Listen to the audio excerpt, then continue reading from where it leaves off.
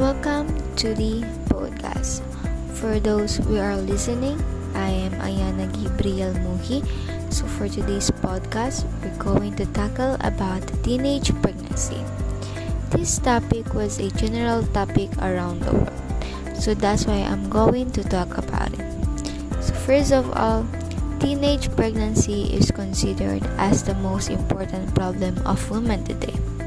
Based on the Population Commission, at the end of 2020, the POPCOM reported that 70,755 families were led by minors.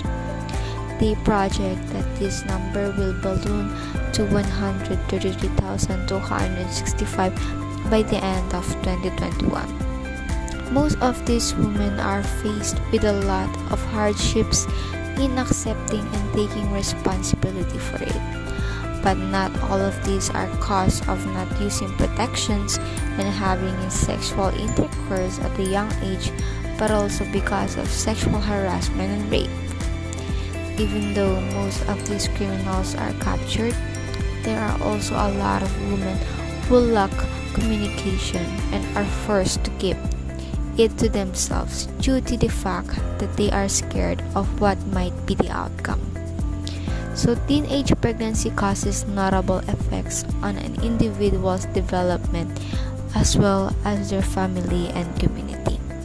The effects of early pregnancy among our generation cause significant loss on our economy and one's personal growth. The causes of this problem was deeply rooted in how the society treats sexual intercourse and other mediums of solution on how to treat these existing difficulties faced on our communities regarding adolescents. As we vision the causes and effects on teenage pregnancy, we can lead to conclusion that we must take action individually and as a community to help mitigate and even at least lessen the numbers of occurrence early pregnancy has on our country. So women subjected to teenage pregnancy face rejection and stigma from the society. However, these very members of the society do not encourage taking action towards this problem. One factor of teenage pregnancy occurrence is the lack of conversation going through when we are talking about sexual intercourse and contraceptives.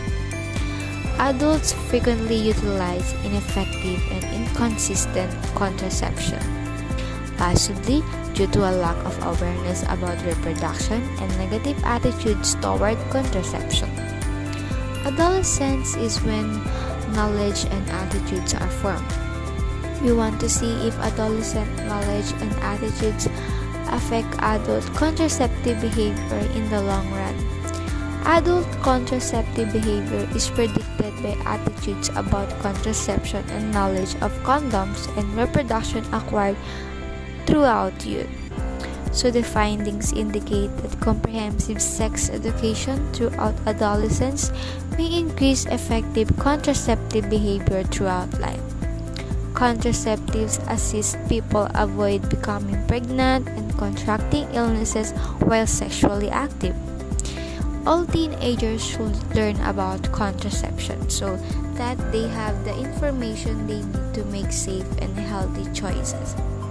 Most of knowledgeable and experienced adults in our community tends to put sexual conversation down, as most of us perceive sexual conversation as the immoral of a human, and the belief that the youth knowledge on contraceptives and protection will lead to abuse of it.